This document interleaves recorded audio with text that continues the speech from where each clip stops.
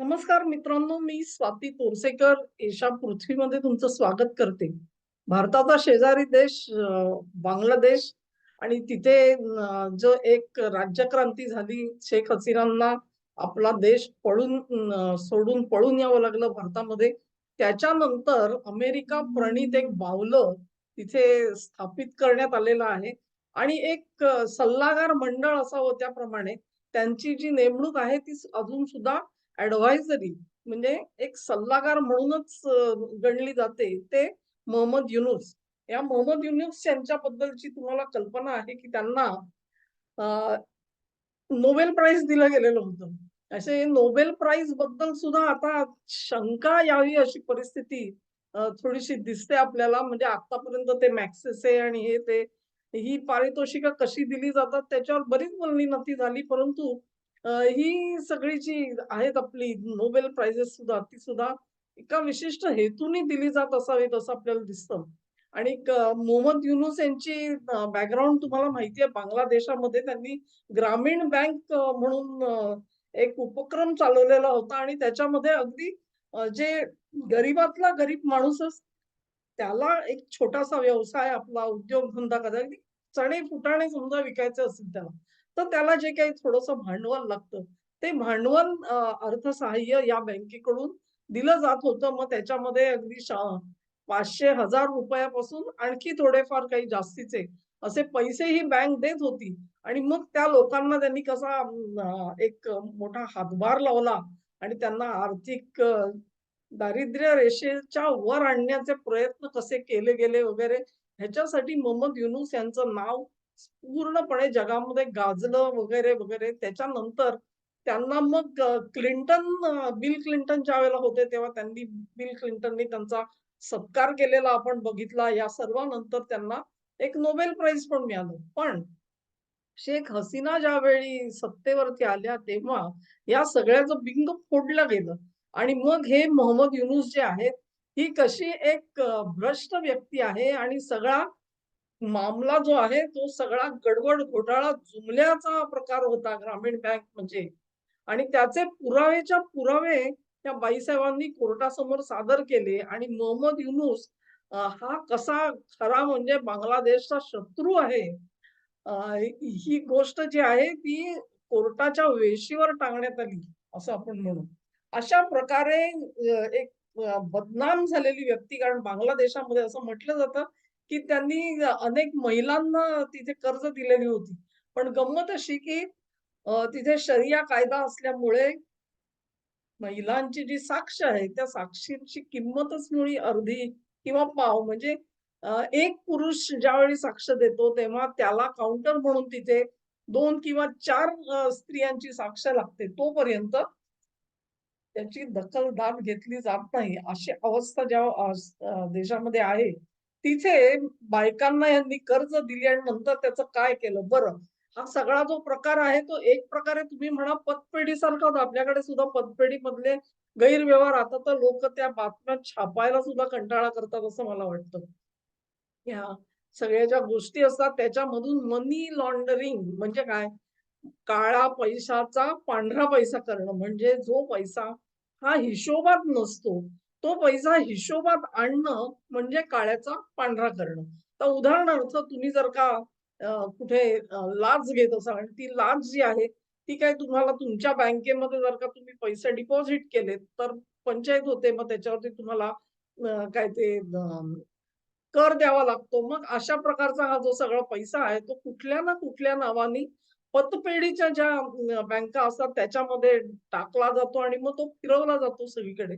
अशा पद्धतीने पतपेढ्यांचे जे आर्थिक व्यवहार असतात आणि त्यातले घोटाळे याच्याबद्दल आपल्याला थोडीफार कल्पना आहे. ग्रामीण बँक सुद्धा अशाच प्रकारे वापरली गेली आणि ती केवळ स्थानिक गैरव्यवहारांसाठी नाही, तर आंतरराष्ट्रीय गैरव्यवहारांसाठी सुद्धा वापरली गेली, असे आरोप आता. असा जो इसम आहे, हा इसम आता तिकडे सर्वोच्च पदावरती बांगलादेशच्या आहे आणि त्यांना म्हणे अर्थव्यवस्थेमधलं बरंच काहीतरी समजतं. आता जर का बरंच काहीतरी समजत असेल, तर मग ज्या गेल्या काही दिवसामध्ये बातम्या येतायत, त्याबद्दल हे महाशय नेमकं करतायत काय हा प्रश्न आहे. बांगलादेशामध्ये सत्तांतर झाल्यानंतर मोर्चे निघाले, त्याच्यामधून अनेक कारखाने बंद पडले. याचं कारण असं, की जे नव्याने सत्तेवर आलेले कट्टरपंथी इस्लामी होते, त्यांनी लक्ष कोणाला केलं?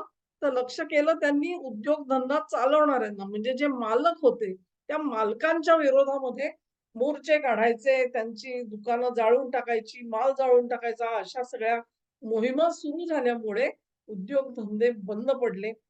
दुसरी गोष्ट अशी, की बांगलादेशमधला जो सर्वात मोठा टेक्सटाईलचा व्यवसाय होता. त्याच्यासाठी कच्चा माल हा भारतातून यायचा. म्हणजे कापड भारतातून यायचं. मग ते त्याचे गारमेंट बनवायचे आणि ते निर्यात करायचे असा तो सगळा उद्योग होता.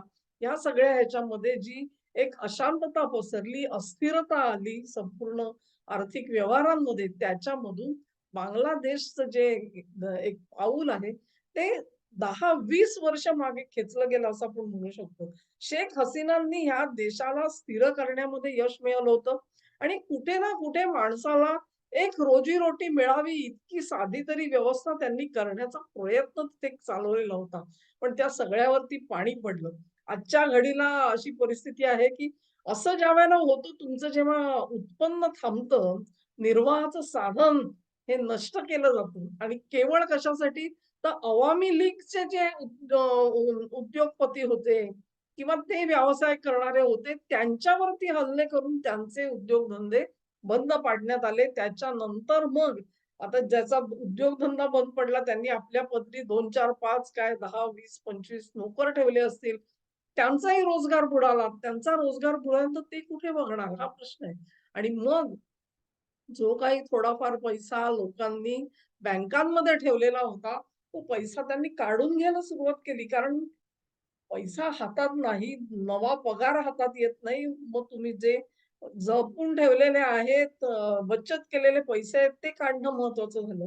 करता अर्थव्यवस्था इतकी बिकट होत गेली परिस्थिती, की लोकांनी बँकांची स्थिरता जी आहे, तिच्यावर प्रश्न निर्माण झाले आणि लोकांनी मोठ्या प्रमाणामध्ये पैसा काढून घेण्याचा प्रयत्न चालवला. ज्यांच्या फिक्स्ड डिपॉझिट होती, ती फिक्स्ड डिपॉझिट मोडली त्यांनी आणि कॅश जी आहे ती घरी आणली. आजच्या घडीला असं म्हटलं जातं, की जवळ-जवळ 100 बिलियन टाका, टाका म्हणजे आपल्याकडे जसा रुपया असतो, तसा तो बांगलादेशामध्ये टाका असतो. तर तो जो टाका आहे, तो टाका 100 बिलियन टाका एवढी घसरण झालेली आहे बँकांच्या डिपॉझिट्समध्ये. इतका पैसा, एवढी रोख रक्कम जी आहे, ती सिस्टमच्या बाहेर गेल्यामुळे आता पुढे जे लोक येतायत, याच्यानंतर ज्या लोकांना काही जणांना उशिरा जाग आलेली आहे, ते जेव्हा बँकेमध्ये जातात, आमचे पैसे द्या किंवा समजा ज्यांचे पगार चालू राहिलेत आणि ते बँकेमध्ये जात राहिले, तो पैसा दर महिन्याच्या महिन्याला काढण्यासाठी म्हणून जेव्हा माणूस जातो, तेव्हा त्याला सांगण्यात आलं, की बँकेकडे पैसे नाहीत, कॅशच नाही, रोख नाही. त्यामुळे बँकेच्या पासबुकवरती तुमचं सगळं दिसतं. श्री शिल्लक जी आहे ती दिसते, परंतु हातात पैसा नाही अशी परिस्थिती आली. त्यानंतर ते जे ठेवीदार होते किंवा अकाउंट होल्डर जे होते, त्या सगळ्यांनी बांगलादेशमधल्या अनेक ठिकाणी बँकांचे जे मॅनेजर आहेत, त्यांच्यावरच हल्ले चढवायला सुरुवात केली. राग कुठे ना कुठेतरी निघतो माणसाचा आणि जमाव जेव्हा जमा होतो, मोठाल्या रांगा लागलेल्या आहेत पैसे काढण्यासाठी. पेट्रोल पंपांवरती मोठ्या रांगा आहेत. सर्वत्र हिंसेचं वातावरण आहे. अशा परिस्थितीमध्ये जेव्हा हे सगळं घडत असतं, मग एक जी अस्थिरतेची भावना त्या जनतेच्या मनामध्ये असुरक्षिततेची कशी असेल, ह्याची आपण थोडीशी कल्पना सुद्धा केली तरी तुमच्या लक्षात येईल, की एक स्थिर स्थावर जीवन भारतामधलं विरुद्ध बांगलादेशचं जीवन ह्याच्यामध्ये महदंतर पडलेलं आहे. प्रश्न हा आहे, की एवढे मोठे हे अर्थतज्ञ बसलेले आहेत वरती, ते ह्या सगळ्याला कुठेही कात्री का लावू शकले नाही? मी मान्य करते, की संपूर्णपणे परिस्थिती ही कदाचित त्यांच्या हातामध्ये नसेल सुद्धा, परंतु त्यांनी काही आर्थिक उपाययोजना केल्याचं सुद्धा आपण ऐकत नाही आहोत. कुठलीही उपाययोजना केली गेलेली काहीतरी कट्टरपंथी इस्लामी लोकांच्या ज्या मागण्या आहेत आणि त्या सगळ्या धार्मिक आणि सामाजिक असतात आपल्याला माहिती आहे. त्याच्या अनुषंगाने सगळं काही ना काहीतरी मोठी जाहिरातबाजी केल्यासारखं सरकार चाललेलं आहे आणि मग अशा परिस्थितीमध्ये जेव्हा घसरण व्हायला लागते, तेव्हा तर आता कोण आहे? तर आता चीन. चीन तर काही पैसे देणार नाही, कारण हे अमेरिकेचं बाहुलं येऊन बसलेलं आहे. IMF कडे तुम्ही जाल, तर IMF कडे तुमची पत काय राहिली आज?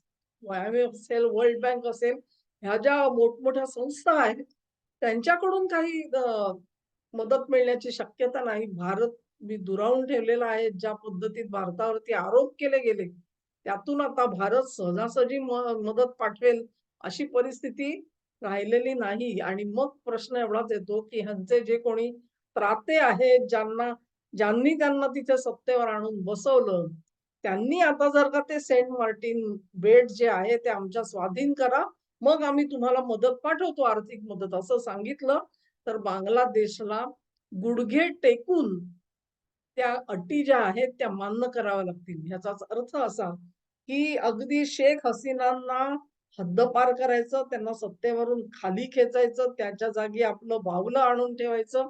त्या सल्लागारांनी कुठल्याही प्रकारे अर्थव्यवस्था सांभाळण्याचा प्रयत्न करायचा नाही. ती पूर्णपणे घसरली आणि लोकांना पटलं, की मग अमेरिका सांगेल त्या शर्तींवरती सेंट मार्टिन आयलंड जे आहे, ते त्यांच्या हवाली करायचं. अशा पद्धतीचा हा प्लॉट जो आहे, हा इकडे सुरू असलेला आपल्याला दिसतो. आणि मग त्याच्यामध्येच अमेरिकेने समजा जर का म्हटलं, की त्यांना ते काय ते ख्रिश्चन स्टेट बनवायचं आहे. त्याच्यामध्ये बांगलादेशचा सुद्धा काही प्रदेश आहे, त्याच्यामध्ये मणिपूर आहे, त्याच्यामध्ये मेघालय आहे आणि थोडासा म्यानमारचाही भाग आहे. असं सगळं मिळून एक नवीन ख्रिश्चन राष्ट्र जे अमेरिकेला तयार करायचं आहे, त्याच्यासाठी योग्य भूमिका कधी तयार होते, योग्य परिस्थिती कधी तयार होते, जेव्हा तुम्ही आर्थिक संकटात असता आणि कसंही कर बाबा हे सगळं घे, पण मला ह्याच्यातून वाचव, ही जेव्हा तुमची मनोभूमिका होते, तेव्हा त्या सरकारला निर्णय घेणं सोपं होत असतं. बघूया आता ह्या सगळ्या प्रकारानंतर हे कितपत पाकिस्तानचं उदाहरण आहे आपल्यासमोर. पाकिस्तानचं उदाहरण नवीन नाहीये. पाकिस्तान आज सुद्धा हँड टू माउथ म्हणतात ना, तसं आहे. असे थोडे-थोडे 2-4, 2-4 थेंब त्यांच्या तोंडामध्ये टाकले जातायत आणि त्याच्यावरती ते राज्य चालवण्याचं नाटक करतायत. तीच परिस्थिती बांगलादेशवर येणार आहे. त्याच्या बदल्यामध्ये मी तुम्हाला म्हटलं सामूहिक असं काहीतरी एक एअरबेस आहे. तो एअरबेस अमेरिकेच्या स्वाधीन करण्यात आलेला आहे.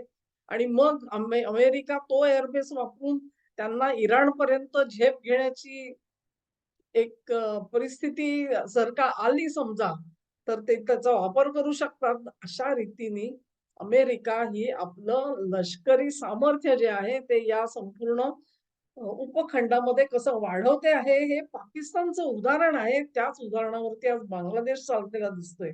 अशी जी कॉन्क्रीट बांगलादेशामध्ये असं काय होतंय हे आपल्याला लवकरच समजेल. पण ही जी परिस्थिती आहे, ही इतक्यात सुधारणार नाही. कारण जसे पाकिस्तानला त्यांनी घसटून आणले, तसेच ते बांगलादेशाला सुद्धा घसटून आणणार आहेत. त्यापूर्वी जर का जनतेने सावध होऊन काही प्रयत्न केले आणि हे सल्लागार मंडळ जे काही आहे, त्यांना खाली खेचलं, तरच या परिस्थितीमध्ये काहीतरी सुधारणा घडू शकते. पण ते घडण्यासाठी अमेरिकेमधली अध्यक्षीय निवडणूक जी आहे, ती आधी पार पाडावी लागेल.